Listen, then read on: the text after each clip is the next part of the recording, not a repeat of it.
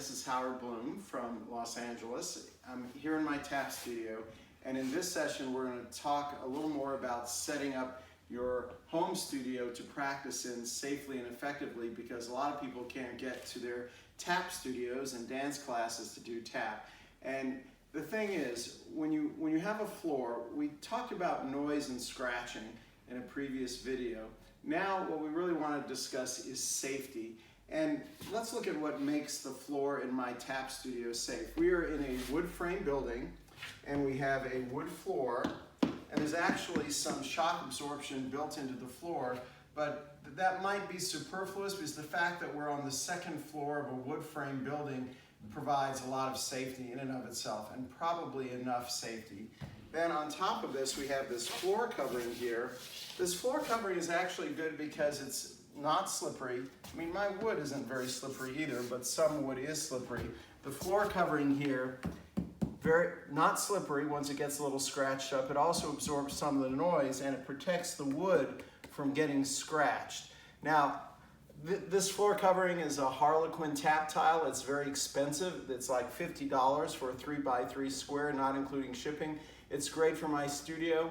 It may be a little pricey for some of you out there, but at any rate, the characteristics of a safe floor are that you have to be able to tap on it mechanically. It has to slide a little, and it needs to be safe. Now, what makes a floor unsafe? What would be very different from this? Well, if this were a cement floor, that would not be safe, because cement has no shock absorption. Basically, every force that you put into a tap step gets thrown back into your body, damaging your knees and joints. Whereas this floor, it absorbs the shock, and you make the noise without doing damage to your body. Now, this wood, if this wood were sitting on top of cement, or even if this were on top of it and the wood were on top of cement, that would not be safe. That would not be an ideal surface, because you don't want to dance on cement or anything that's directly on cement. That's why dance studios talk about having a raised floor, which means the floor is off the cement and there's something to absorb the shock other than the cement taking the blow and then sending it back into your body. So keep that in mind. And one thing is, if you do have a cement floor or something that lies directly on cement, that doesn't mean the situation is hopeless.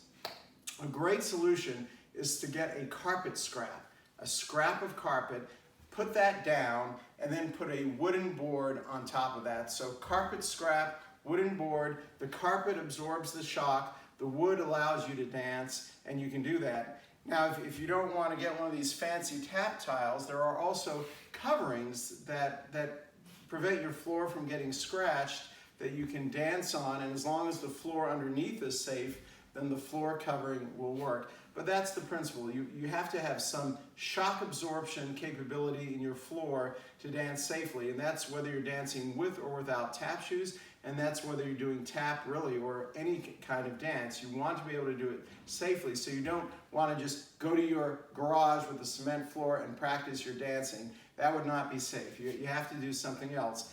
Now, there are some products you can buy online, some tap floors that are raised and have some built-in shock absorption. A lot of those products are excellent, but you'll also see a lot of things like the floor covering. You wouldn't want to put that directly on cement. Again, the floor under this has to be safe, and then this can be valuable for various uses. Marley is good. We're gonna walk over here for a moment. Here's a piece of marley.